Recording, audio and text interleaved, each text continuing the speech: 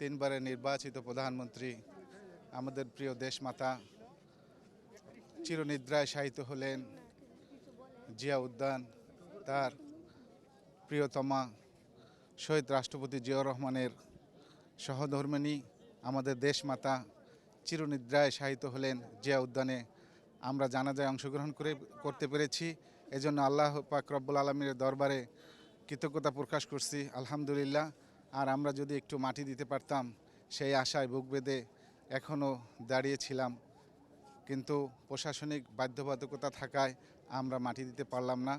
আমরা আমাদের মায়ের জন্য দোয়া করি, প্রার্থনা করি আল্লাহ পাক রব্বুল আলামিন তাকে যেন জান্নাতুল ফেরদাউস নসিব দান করেন এবং জান্নাতের উঁচু মাকাম তাকে দান করেন। এই প্রত্যাশা এবং এই আশা আমাদের, আর ভবিষ্যতে যদি আমরা এসে একটু মাটি দিতে পারি আমাদের আত্মার শান্তি হবে ইনশাআল্লাহ। বাংলাদেশকে নিয়ে তারেক রহমান, জিয়াউর রহমান প্লাস বেগম খালেদা জিয়া যে স্বপ্ন দেখে গিয়েছিলেন, আমার মনে হয় যে সে পারবে। কারণ সে হচ্ছে গিয়া জিয়াউর রহমান, তারপর বেগম খালেদা জিয়া তাদের রাজনীতিতে তাদের আদর্শে বড় হয়ে উঠেছে, মানে তাদের হাতে গড়া সন্তান।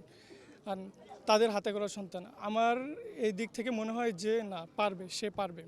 আমাদের নেত্রী দেশনেত্রী বেগম খালেদা জিয়া মারা গেছেন, ওনার জন্য সবাই দোয়া করবেন। আমরা চাই যে আমাদের আগামী দিনের গণতন্ত্র যেন সুসংগঠিত হয়, আমাদের মানুষের যে কল্যাণগুলো আছে সেগুলো আমাদের জিয়াউর রহমানের আদর্শ নিয়ে এবং খালেদা জিয়ার আদর্শ নিয়ে, তারই সন্তান বারবার তো চেয়ারম্যান তারেক রহমানের নেতৃত্বে আমরা একটা নতুন দেশ আমরা গড়তে চাই।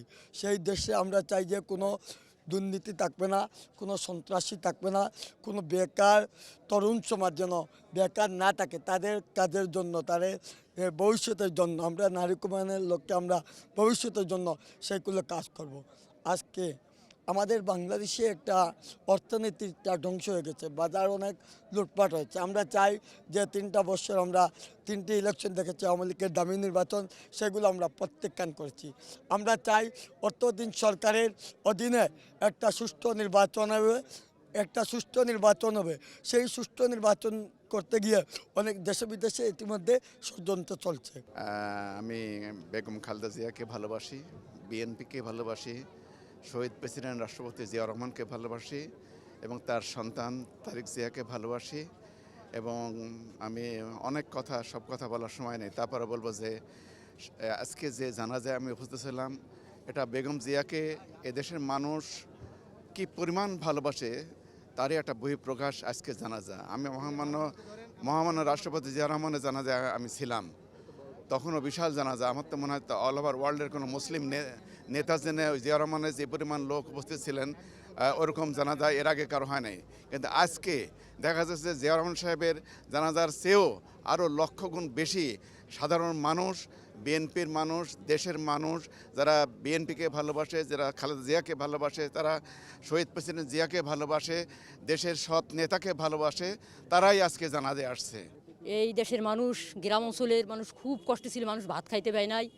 ওই সময় এক সরকার ছিল এরশাদ, সেই যুগে মানুষের ভোটাধিকার ছিল না, মানুষের মস্তানি, গুন্ডামি, জবরদখল, বেআইনিভাবে দখলমূল এড়িয়ে কিছু করে, দেশে কোনো আইন বলতে ছিল না। তখন বেগম খালেদা জিয়াউর রহমান মারা যাওয়ার পর এই গণতন্ত্রের জন্য লড়াই করে আসছে। আমি সেই সময় 6-7-এ পড়ি, আমি পর্যবেক্ষণ করছি বাংলাদেশে যে তিনি অন্যায়ের বিরুদ্ধে গণতন্ত্রের জন্য লড়াই করতেছেন, শেখ হাসিনাও একসাথে করেছেন, কিন্তু তাকে টোপ দিয়ে লয়ে গেছে, আবার নির্বাচনে 87 নিয়ে গেছে। আমি এই পর্যবেক্ষণ করার পর দেখলাম খালেদা জিয়া সে গণতন্ত্রের জন্য রয়ে গেছে, সেই অন্যায়ের বিরুদ্ধে লড়াই করে গণতন্ত্রকে ফিরিয়ে আনার জন্য 91 পর্যন্ত লড়াই করেছেন।